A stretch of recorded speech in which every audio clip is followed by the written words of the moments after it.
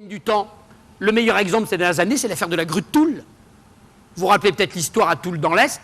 Hein, bon, petit chantier de BTP, il est 10h15 du matin. Ce matin-là, il y a un chef de chantier et un grutier. Le grutier est un intérimaire. Il est là depuis 3 jours, hein, mais c'est un grutier professionnel. Quant au chef de chantier, 30 ans de métier, 1 mètre sur 1 mètre, un dur de chez dur, vous voyez le genre. Bon. Vers 10h du matin, notre petit grutier descend de sa grue et dit à son chef, il faut arrêter, là le vent a largement dépassé les vitesses réglementaires, hein, il faut s'arrêter, il faut mettre la grue en drapeau, ça devient dangereux. L'autre lui dit, écoute, remonte dans ta grue, dépêche-toi, on a 2 jours de retard, il y a de la marge, allez hop, hop, hop, au boulot. Il remonte. Une demi-heure après, notre grutier descend, dit, chef, ce coup-ci c'est trop dangereux, il faut s'arrêter absolument, c'est plus des rafales, le vent est constant, il faut s'arrêter, ça devient dangereux. Allez, tu remontes dans ta grue, me fais pas perdre de temps, les règles de sécurité, je les connais, mais c'est fait pour les blaireaux, il y a de la marge, au boulot. Il remonte. Il redescend 20 minutes après. Chef, ce coup-ci, c'est plus possible de continuer. Mon alarme vient de se déclencher, il faut s'arrêter. Tu remontes dans ta grue, sinon je te vire. Le malheureux remonte dans sa grue, puis évidemment, ce qui devait arriver arrive. La grue, poussée par le vent, bascule, tombe sur le collège qui jouxte le chantier et écrase dans leur salle de classe 10 collégiens. Il y aura 10 morts, 10 gamins de 16 ou 17 ans, écrasés dans leur salle de classe par cette énorme grue. Et le grutier lui-même, d'ailleurs, sera grièvement blessé, puisqu'il faudra l'amputer d'une jambe. Eh bien, qui est-ce qui s'est retrouvé devant le tribunal correctionnel de Nancy, puis devant la cour d'appel? Le chef de chantier, le conducteur de travaux, le patron de l'entreprise de BTP et le grutier.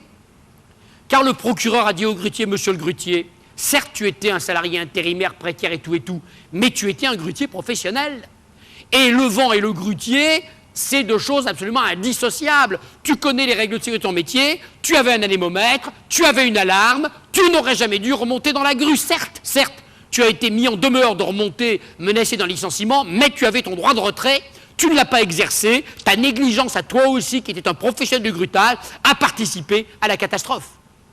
Et notre homme s'est retrouvé dans le tribunal avec les autres.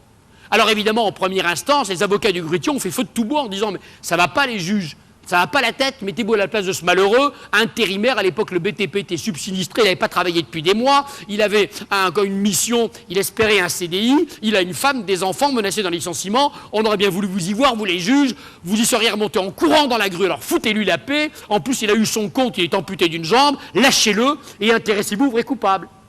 En première instance, notre grutier a été acquitté, il a été relaxé.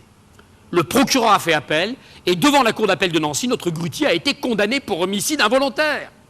Alors il a été condamné à une peine symbolique, 10 000 francs d'amende avec sursis, mais la cour d'appel a bien voulu marquer que tout simple salarié qu'il était, et puis salarié précaire s'il en est, eh bien lui aussi était tenu d'appliquer les règles de son métier, les règles de prudence, les règles de sécurité qu'il avait appris, qu'il connaissait, et que sa négligence à lui aussi avait participé à la catastrophe. Ma première question, c'est en cas de pépin qui est responsable, je récapitule, au titre du Code du travail, c'est soit le chef d'établissement, soit la personne titulaire d'une délégation de pouvoir, risque 3 550 €.